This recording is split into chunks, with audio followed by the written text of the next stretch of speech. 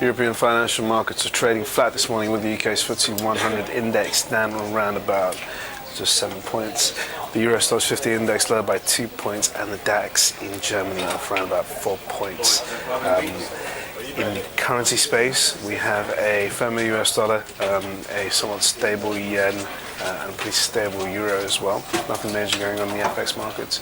Commodities wise, gold is currently up $4. In core government bonds, UK gilts and German bonds are both seeing a bit of safe haven demand, up around about 11 ticks and 12 ticks respectively.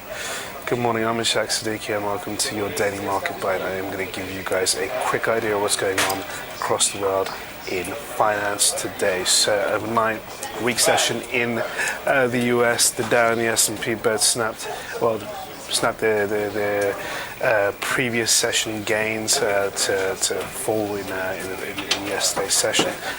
Pretty downbeat session on the whole. However, Asian markets, they managed to put out a bit of a relief rally in the face of very poor economic data out of China.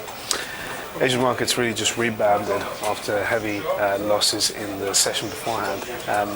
But when it comes to Chinese economic data, it did continue to spook investors.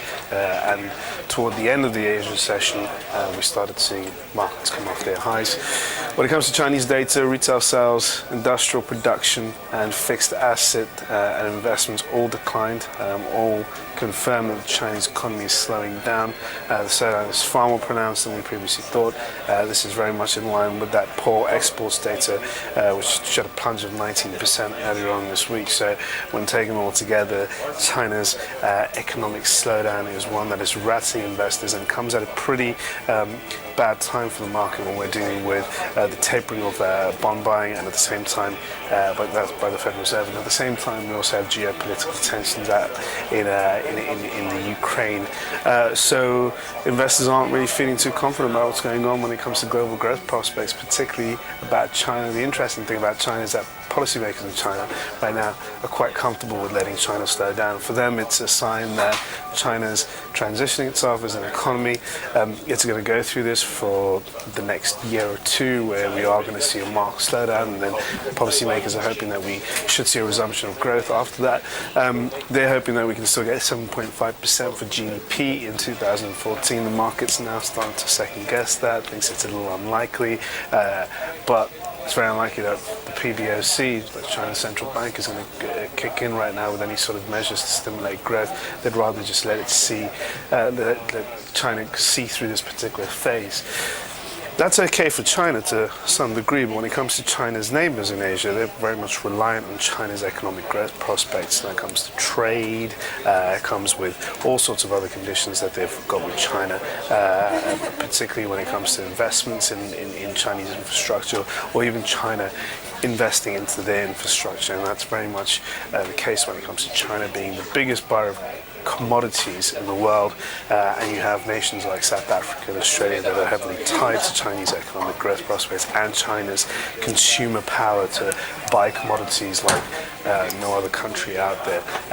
So let's put that to a side, go into the European session this morning. We're really contending with the poor China data, and at the same time the tensions in Ukraine, which are not showing any let-up. They're going to continue for a little while, and it's very unlikely that we are going to see any sort of easing in that, as Western powers and Russia pretty much are unlikely to negotiate anytime soon.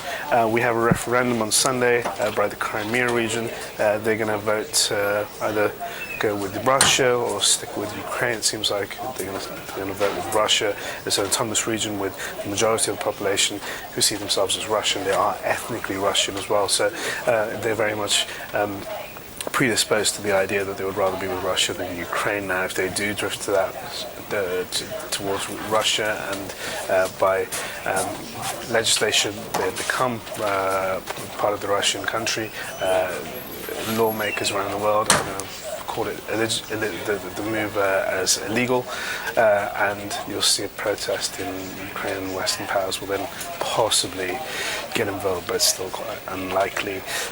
Data-wise in Europe, there's really not much going on. It's very quiet, so a lot of the focus is going to be on US economic data. And later on this afternoon, we have